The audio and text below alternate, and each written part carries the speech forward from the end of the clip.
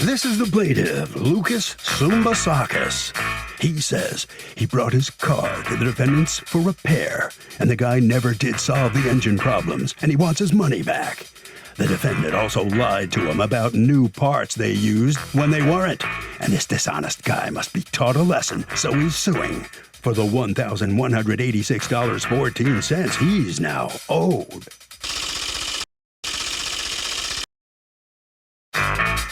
This is the defendant, Jose Barcia. He says he fixed this guy's car, but he needed it back to use, and he never got around to doing the state inspection. Then, next thing he knows, he's being sued in court for all the work he did getting the engine running? Please. He's accused of not fixing things right.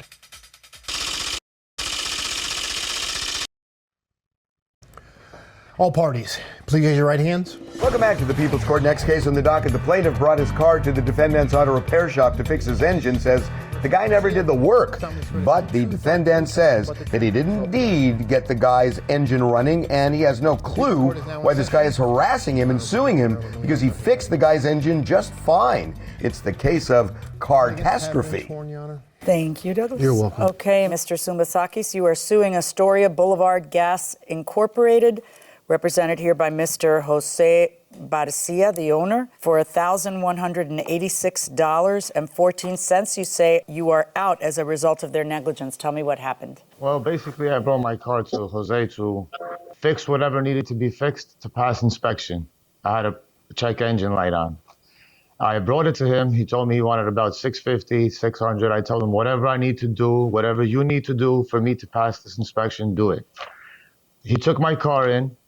About a week or so, I needed the car. Yes, I picked it up, and I would drop it off, going to pick up my daughter. A couple of weeks later, about 3 weeks, he had the car. Yeah, but why I'm sorry, back up. So if he has a car a week, what is he doing to it during that week? He's going through the computer, the inspection computer, to see what codes come up, so he could fix whatever codes come up. Right, but there's a code that comes up, and then he fixes it. According to you'd have the car there for a week, and then you'd pick it up over the weekend because you needed it. Then you'd bring it again. Then you'd pick it up the next weekend because you needed it. How often did you do that? This happened about 3 weeks, if I'm not mistaken. Okay, what was taking so long, Mr. Barcia? Well, because when he came in, he had a specific code which would keep the car from passing inspection. So we would have to diagnose it first to see what was wrong with it. Well, you diagnose it by seeing the code. So then what did you do? Did you do a repair? Yes, we did a repair. Okay, what was the first repair you did? The first code that came in was a PO 456. It came in, we fixed the repair. What does PO 456 indicate? It's a small leak in the emission system. Okay, and so what did you do to fix that? So then we replaced the intake manifold valve. How long did that take? That took about a couple of days because we had to wait for a part for that.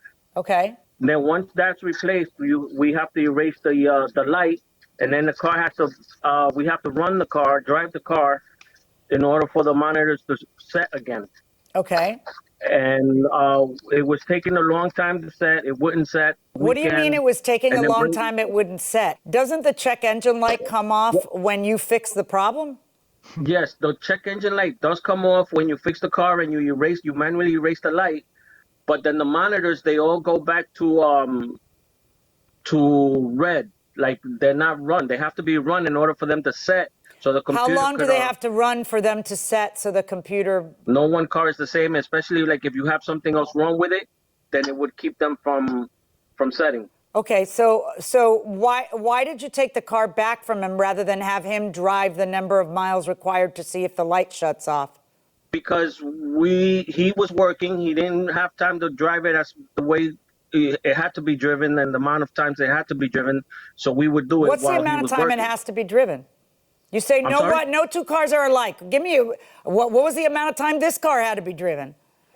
Okay, this car we had to drive it more than usual because the lights would not set. So it just kept showing you that you still had the small leak in the emission system?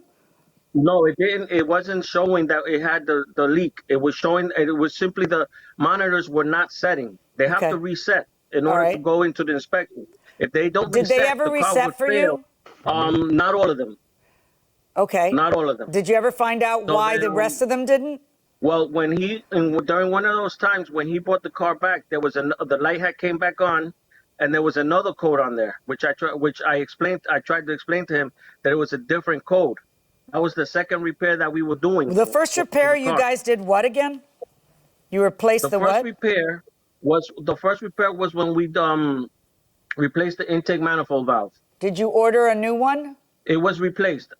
Yes, I and was now I'm away asking during you, that what time. did you replace it with? Did you replace it with a new one, aftermarket part, a junkyard part? What did you replace it with? No, it was replaced. It was replaced with a used one That you found where? in the junkyard. Do you have a receipt for it? Yes, I do. Not on me now, but yes, I do have one. No, I need Because it the now person because I'm doing the trial now. The days that the car came in for those repairs, I was not here. Mr. Sumbakis, what ends up happening? The check engine light came back on. That's what happened. Okay, So but when I called that, how does a check engine light come back on if the monitor lights don't reset? he gave me a temporary inspection for 10 Wait, days. I don't care Supposedly about the everything was inspection. I know that's Sorry. your only game, but I'm trying to ask Mr. Barcia. Did he bring the car back to you to find out why the check engine light was on? Yes, he brought it back to me, and then when we checked it, we found another code. When I spoke to him, I let him know that it was another code on there, that it wasn't the same code that we had repaired already. Okay. It was a different code. And this code was saying to do what? This code was also saying that it was having an emissions problem. And therefore, to fix it, you should do what? Well, when you're given the code, it doesn't tell you what to do. It just tells you what the problem is, and then So you then have to what we're saying manually is start you got inspecting the same code that you got before? No. How is this code different from the other one? It's related to the emission system, but it's not the same as the other one. How is it different? This code, the second code that came up was a PO457, which is also an emissions leak, but not from the first repair that we did. All right. So do you charge him for a second repair? Yes. So this time, when we were trying to fix it, the code just kept coming back right away. This time it didn't stay off or anything. It just kept coming back up. And that's the code that we weren't able to find when the day came where Lucas got upset and just didn't bring the car back. All right. You bring the car instead to a different mechanic after that, right? And where do you take it? I took it to Olympus Body Shop, and the gentleman there, Mike, I told him exactly what happened with Jose, and he ran the test on the car. And the part that the defendant's saying that he changed, which is the manifold valve, they called the dealership and the aftermarket place in front of me, which said they didn't have it. He charged me dealer price for this part. Says who he charged you dealer price? Well, the $400 price is about the price that the valve costs from the dealership. Did he ever represent it was a dealer part? That's what I was told to. Okay. So, did he ever represent to you on anything in writing that he had bought the part from the dealer? No, but then we looked further into the part. But according to the second repairman, he says nobody replaced this intake manifold. Correct? That's also. Upon inspecting the intake runner valve, the valve does not look like it was replaced. The valve looks like it was wiped clean. Called the dealer to see if the part was available and the price, and the dealer told us the valve has been discontinued. We checked for aftermarket part. There are no aftermarket intake manifold runner valves available. I can't see how this part was replaced, and at the same time, we found no codes for intake manifold issues. All the codes we found have to do with failure of the evaporative emission system. The car was misdiagnosed if the mechanic said it needed an intake manifold runner valve. What work did they end up doing to get the light off? It's on the receipt. So basically, they changed the gas cap. They said that from what Mike The was old saying, gas have check engine light problem. It's like the first thing my husband always says. It's the first thing you check when you have a check engine light. So you had no gas cap, right? Oh, that was also another situation where I left my car at Jose. When I went to pick it up one of those times, my gas cap, his worker said, was missing one morning when they got to the shop. Wait, or something. I thought you knew that. I thought you knew that you had no gas cap. No, how would I know I have no gas cap? Well, when you go to put gas in it, you notice that there's no cap. I Yeah, tried that well, with my when I husband. He didn't picked buy up- it either. He wasn't going for that. He When I wasn't picked going up- for it. I didn't know when there I was no picked gas cap.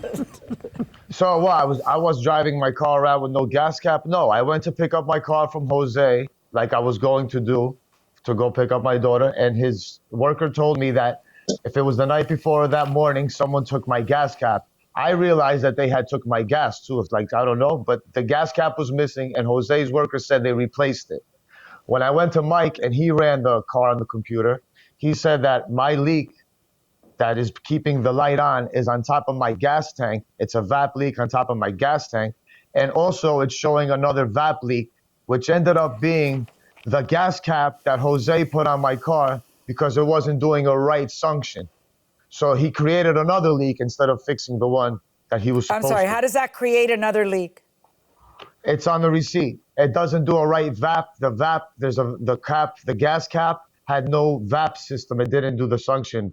I don't know what you're saying. The suction. I don't know what that is, and I don't know if I think what you're trying to say is that it was providing another check engine light code because it didn't fit right. So they put another gas cap on, and that check engine light code went away. What else did you pay your friend in Mineola to do? What did he do to your car? He diagnosed my car. That's it? He found out. No, then he did some more work to pass the inspection for me. What was the work he did to pass the inspection? Okay, so New York State inspection. It says work requested. Test drive vehicle to perform drive cycles to set New York City inspection monitors to ready mode so the car can pass the inspection. Approximately 68 miles driven. That's how he passed my inspection. So basically drove your car for 68 miles. Yeah. Which is exactly what the defendant had told you to do, to drive the car until the thing reset. You take it to the second guy. The second guy drives it 68 miles for it to reset. That's what he actually does for you. And then he also tells you that first guy didn't change anything because the dealer doesn't have that part. But what then did he fix? Besides driving the car for 68 miles to get the thing to reset, which is important to you because that's how you were able to get the inspection sticker, how did he get that second problematic light off? The VAP leak on top of the gas tank. Well, I don't know. He passed it, the inspection, so that problem will be fixed. That problem will be fixed. What do you mean will be fixed? How did the light go off? How did the light go off? The light is still on. The light's still on. So then how did you pass inspection? Well, I guess if they drive it approximately 68 miles, it passes, it resets all the codes. I still have to get this problem fixed. The only reason why I haven't got it fixed is because I have no money to get it fixed right now. I asked, I made sure with Mike to confirm all this, that nothing happened the way it's not supposed to. He said, I did whatever. So now he did some extra work on my car. I really wish I was able to reach him or that you had called him as a witness. That really would have been the good thing. To be honest with you, Yeah, go ahead. Be honest. I did want to call him as a witness, and I asked him. He said, from mechanic to mechanic, he doesn't want to be the person that's going to put this guy on blast. Right, but that's a problem. But he already did. Yeah, he already did by writing this, so I don't know. So, but we never said we're going to bring up his name or his company name on live TV or whatever, and I hope. Well, you submitted it into evidence. You could call him. I'm not the one who. You could call him. I told them that we're going to go to people's corner and we're going to get to the bottom of this. He said, no problem. So he's not going to answer the phone if you give me his cell phone. He's not going to want to get involved. You're telling me he refused to get involved. Because let me explain something. Everybody stop talking and listen to me. When you're in court and you're in small claims, the rules are a little more relaxed, because you're not lawyers. You don't have lawyers here. So we relax the rules. But we don't throw the rules out the window either. There's still, issues of material fact that have to be investigated that I have to cross-examine to make sure that it stands up to, the test. And so one of those things is the stuff Mike is saying. I'm concerned because Mike's conclusion that this repair was not done is a pretty severe conclusion. And he puts it on paper. So I don't know, most mechanics wouldn't do that. So he's already, just like the defendant says, he's already kind of put himself out there. I now need to take it home and ask him, well, why do you say that? Because when I see in there that he says the phrase, I called the dealer doesn't have the part, that wouldn't be a reason to say that. But a mechanic would know that sometimes you used a used part when you're repairing a car, a used part from another car where that part is still good. you know? Maybe it wasn't good though. Maybe just how my Maybe it wasn't, and then you just good. got. Maybe it That part wasn't, and then good you neither. just. But see, Mike didn't do any work on your car to get you to pass, other than drive the thing 68 miles. And diagnose and make sure that the problem Diagnose was not and what? the Mike intake didn't valve. do anything to your car, so your car passed inspection after the only person who repaired it was the defendant's shop. So then you got your money's worth. So I'm trying to figure out why you don't just bring the car back to the defendant to repair if it's the same issue as before. All right, gentlemen, we're done. Mr. Sumbasakis, I understand your frustration, and I appreciate that you brought me this document, but without a chance to cross-examine, your entire case rests on this document, and it has internal inconsistencies that concern me, like supposing that something didn't get fixed because the dealer doesn't have it in stock. That is a weird thing to say. But Mr. Barcia, I am going to order you to provide me, I'm giving you 24 hours to provide me with the receipt for this part, which you say you can find, you just need to find it. You should have had it here for this trial. So I need you to provide that receipt, okay? Otherwise, I'm going to change my verdict. Do you understand me, Mr. Barcia? I want the Yes. receipt. Is there a problem with that? Is 24 hours enough time? No, 24 hours is enough time. I'll look for it. Okay. All right. That's my verdict. And based on what I have heard and assuming that I see that receipt, my verdict in this case is for the defendant. So it didn't work out for the plaintiff in this case. He's not going to get the money as long as the defendant can provide the document that the judge needs. Lucas, let me ask you what you're thinking right now. It is what it is. If he could provide a receipt and say that he changed it from a dealer, from a junkyard, even though that I don't want my car part being a junkyard part, I just want everyone to be fair, and basically that's it. Oh, well, geez, that's a tough spot to be in. I'm sorry it didn't work out for you. You know, good luck problem. to you. What It's can I fine. tell you? All right, Mr. Barcia, you can. You think you can find that receipt, the document that the judge needs? You're going to have to do it.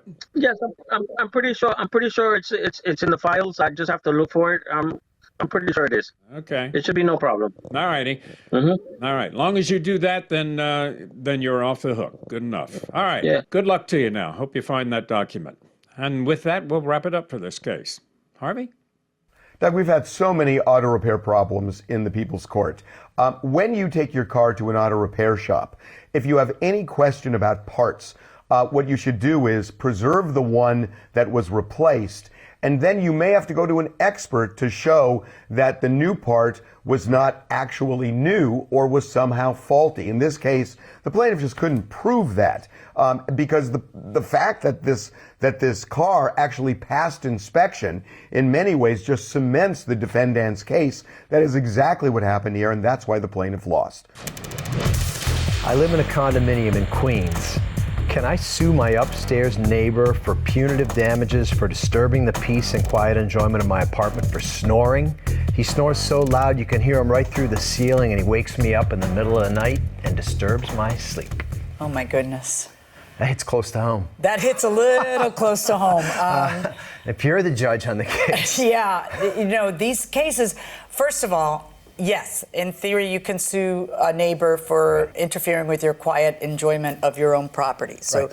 if someone's playing really loud It'd be like a music or doing nuisance suit, something, sort of, it's right? yeah, it's kind of a nuisance suit, and you can get an injunction for certain activities that they're doing there that are too loud. You could get damages to your peaceful enjoyment of the place, et cetera, et cetera. Now, these cases are very, very, very, very, very hard to prove. I feel very bad for the person asking this question because it is time to go to certain other.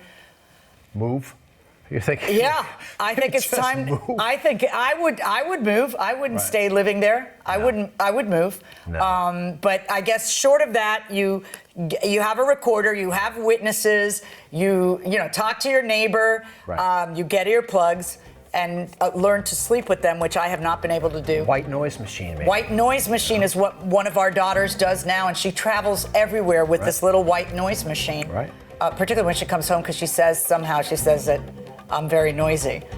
that I'm loud when I wake up in the morning, and when I get on the phone at the ungodly hour of 9 a.m. when she wants to sleep. So yeah, it's time to look into other options. Sleep deprivation is not a good Awful. thing. It makes people crazy. Awful.